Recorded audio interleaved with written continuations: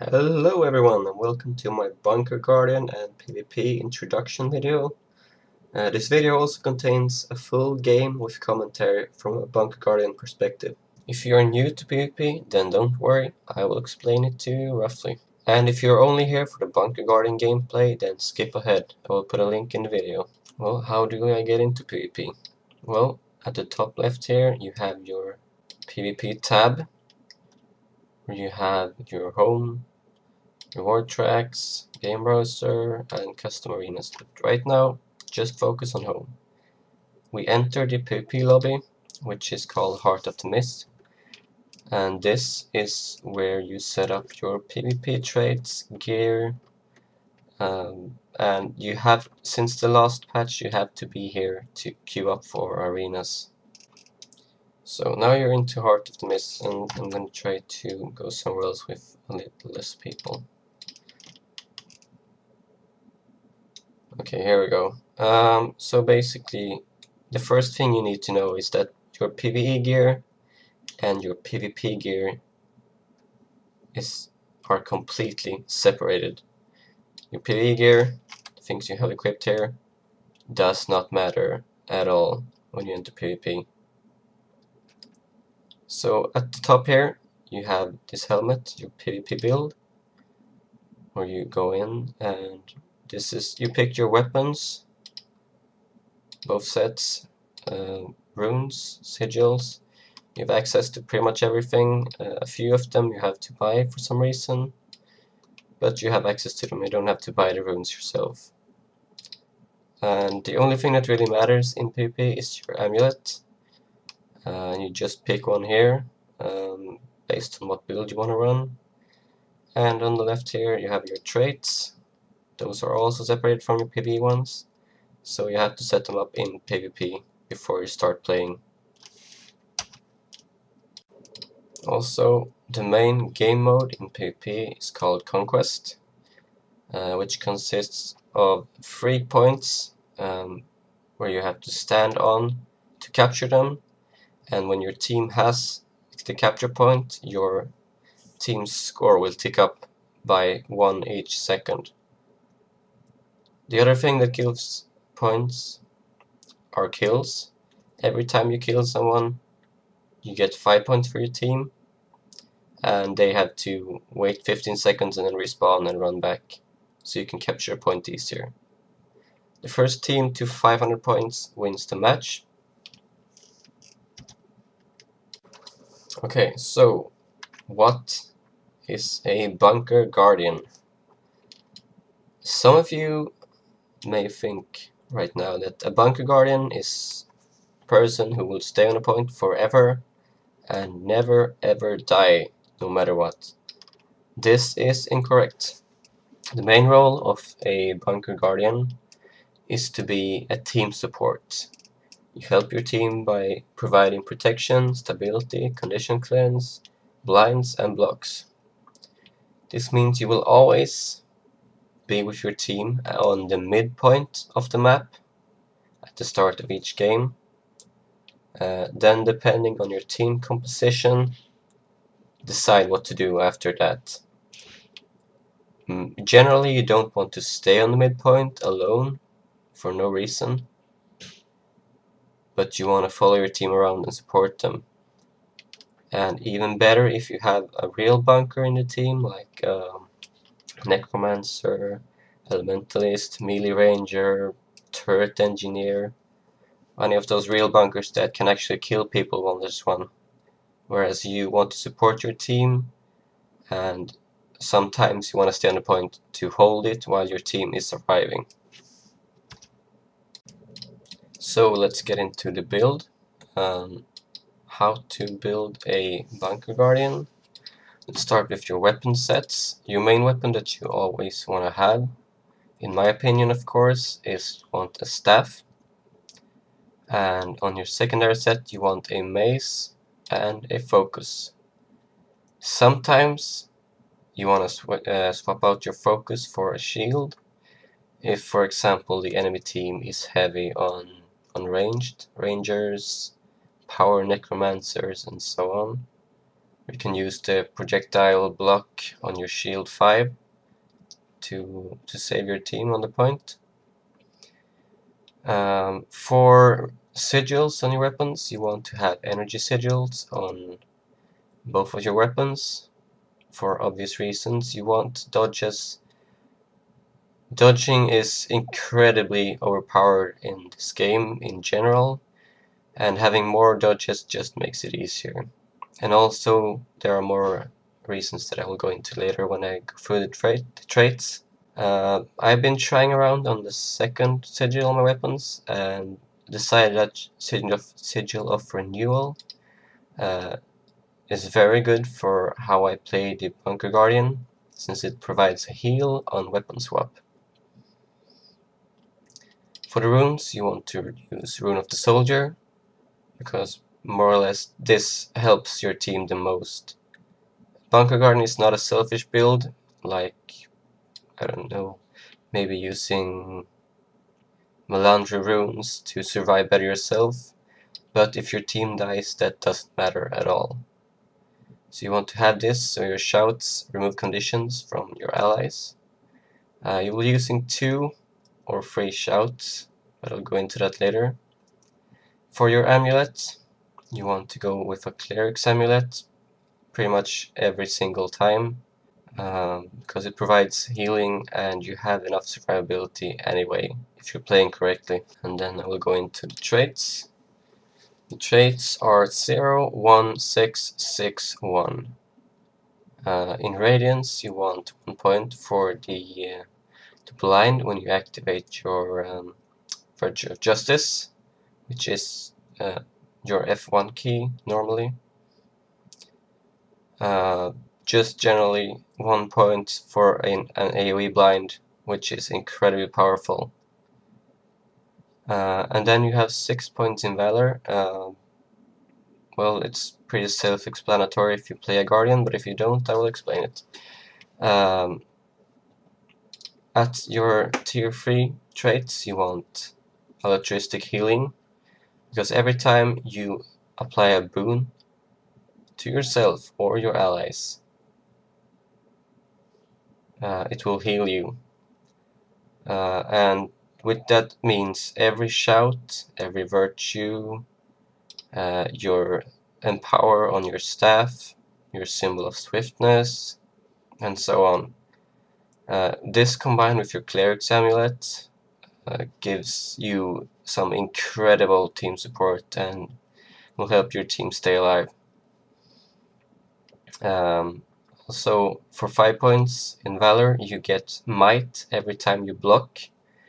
Blocks are your F3, which passively gives you blocks every 21 or something seconds, and every time you activate it, you get another block. Also, this is why you want to use Shelter as your heal. Partly, this is by far the best heal for a Guardian, since it blocks for 2 seconds and also has low cooldown.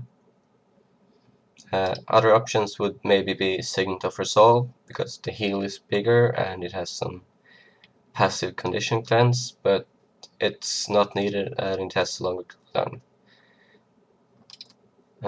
For 4 points in Valor, you want Purity. This can be swapped out for other things, but I would say Purity. Passively just loses 1 condition every 10 seconds. Especially good with the current condition meta, where pretty much everyone runs a condition build. For 3 points, you get your Virtue of Courage is recharged when you rally. Yeah, just generally good. You don't have to think too much about this. For 2 points, you want Strength in Numbers, which means when you are in combat, your allies gain 150 toughness around you, just generally making them tankier and it's easier for you to heal them up. And for 1 point in Valor, you gain Aegis when you're stuck below 50% health. So just when you get bursted, you will have an easier time surviving. And then you have 6 points in Honor. starting with 6 points, giving you pure voice, which means that every time you use a shout from both you and allies, you swap out one of the conditions you have on you for a boon. Another great tool to survive the condition meta and making your team stronger. Also, I'm coming back to this with dodges. Deal more damage while your endurance is not full. 10% damage increase, and you never, pretty much ever, want to have full endurance. You want to keep dodging and dodging and dodging. For 4 points, you want Shield of Absorption. So every time you start reviving an ally, which you will be doing a lot normally, you get the Shield 5 skill, like a projectile blocking area that knocks back around the person you're reviving. So you can interrupt people trying to stomp him and get him up and keep your team alive, because when you start losing people, it snowballs very fast. And this is one of the most important things you have as a guardian. At the end of your dodge roll, you heal nearby allies. This is the reason we have Cleric's Amulet. This is the reason why you keep dodging all the time. This is the reason you have energy sigils. This is the best heal in the game, in my opinion. And for 2 points, you have Superior Aura, which reduces recharge on shouts. Pretty self-explanatory, saying all the other things we had, electricity healing, pure voice, etc., all using heals. I'm using shouts, and shouts with lower cooldowns are just better. And for 1 point, you gain vigor when you deliver a critical hit. This is something to have in mind, because sometimes you want to swap out your Sigil of Renewal for, let's see, Sigil of Intelligence, which means after you swap your weapons, you have 100% crit chance for free attacks, which means you will have vigor pretty much all the time. This is something to consider. This is not what I prefer personally, but you can use it if you like more dodges. And for 1 point virtues, you have Inspired Virtues. So pretty much every time you use one of your F1, F2, or F3 skills, your virtues, you give boons to yourself and your allies. And when you feel ready, with your build and traits and all set up, you once again go on to the cross swords here in PvP tab, and you can either join practice, a custom arena, or you can play unranked arena, or of course you can play ranked, but I would say start with playing unranked, because they are a bit more serious than the practice ones. People don't care that much if you mess up, you're there to learn. If they want to win, they can play ranked or go fuck yourselves.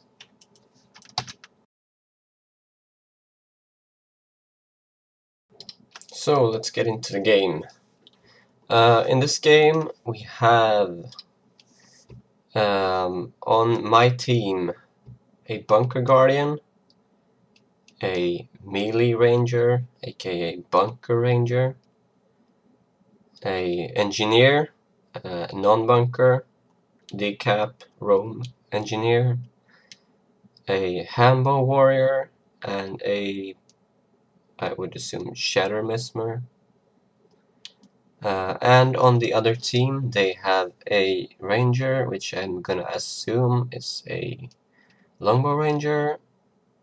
They have a Mesmer, probably Shatter. They have 2 Guardians, so I'm gonna assume one of them is a Meditation Guardian and the other one is a Bunker Guardian. And also they have a Warrior, so I'm gonna assume that's a Hambo Warrior as well. And let's start the game. What you want to do at start, you want to make sure this is a pug group, of course. I'm playing solo. That you have to set up who goes to close and who goes to mid, who takes care of your trebuchet, who takes care of their trebuchet. Does anyone want to go too far? And also you want to put down your symbol of swiftness, your number 3 on your staff. For swiftness at the start, you get to your points faster than the enemies, if they don't have swiftness. Then you can see here that because of my swiftness I got to midpoint before the enemy, put my line of warding, forcing their guardian to use his stability, or in this case his judge intervention, to get over the wall. So we got some ticks in, getting closer to capping the point. As you can see there, we had some great use of our trebuchet, getting down very fast, and they did not rush our midpoint. Since they did not rush our midpoint and we had 2 guys in mid, that's gonna mean they had people on the side points. So at least one on their close point, which is what we would refer to as far. Actually they had 2 guys on the far, which means they had at best 3 people on our close point. So I'm just gonna stay around here, watching how the fight's going. Our teams are fighting. We have 4 guys from my team and 3 guys from their team, so I don't have to go there right now. And those 2 guys who were at the far point just came to mid. What I'm doing right now is just trying to survive. Pretty much by default, my team is gonna win the fight 4 versus 3, unless they completely mess up, and then there's not much to do. So here I'm just trying to stay alive, pinging on the map, telling them, okay, I need help right now, which you can do by pressing, I think, Shift and left clicking on your map, or Alt and clicking on your map. And then you just have to keep dodging, weapon swapping, rotate your blinds, your sanctuary, your shouts, your blocks, your heals. Just try to rotate them. Do not blow everything at the same time. And every time you use your elite, there are a few things you gotta keep in mind. First of all, when you use your elite, you do not count as you are standing on the point. So if you are the only person from your team when you use your elite, the midpoint is gonna, or the point you're standing on is gonna tick down, and the enemies are gonna decap it or cap it depending on the situation. Also, you always, if possible, want to save your stability for when you're stomping. Only use it in an emergency, if you really have to survive. I could see here, since the 2 guys who were on the far point came to mid and just died, this means that they right now are in their spawn, and they had, I could see from our midpoint that they had no one on here. So I went for a free decap, hoping that someone of my team would stay on the midpoint and defend it. This way I can keep 2 people busy while my team fights, again, 4 versus 3 around the map. And now I just keep surviving. The reason why I had Sanctuary, my number, that would be number 9 skill right now, is because it's incredibly powerful on this specific map, since you can knock people down from the midpoint. And it's also really good if you had to survive against multiple people alone for a few more seconds. What I did here was I was alone versus 3 people, and I had already decapped their points, so I was just keeping them busy while my team could have easy fights all over the map. Even though the Guardian is a support class, I can sometimes do this to divide attention. And now I'm looking. Okay, I see there's a fight going on in mid, which initially I was going to go towards. But I saw more and more people from the enemy team going towards our close point, so I went there to support my team. So we had an equal 3 versus 3 fight. And in this fight, just trying to look to the left. I know the Guardian, me, the warrior Come on, hit me. I'll hit the back. engineer from my team is here.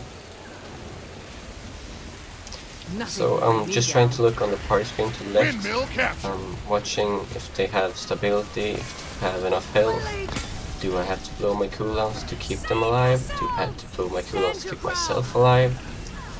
Can I save my stability for stomps, or do I have to blow it to make them survive? And I had to, but we were able to win the fight, so in the end it was worth it. Right there you saw me following that meditation guardian, DPS guardian, for a while. That was not to provide DPS, but to block his to break his blocks, basically. And you saw the jump I did up there. You cannot do that jump when you are in combat. As far as I know, maybe you can dodge jump over it. Right there I saw a portal on midpoint. Not knowing if it was our portal or their portals. Enemy captured the There mansion. are Mesmer in both teams. Don't forget your staff range means that if you stand on the edge you can attack people that's hiding behind the wall.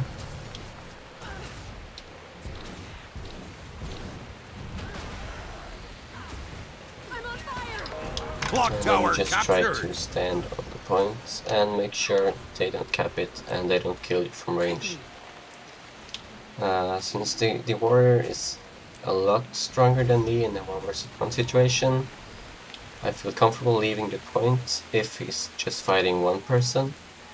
But since I saw the Mesmer and the Ranger pet and the 2 guys here, so this is where I want to be right now, to support the warrior.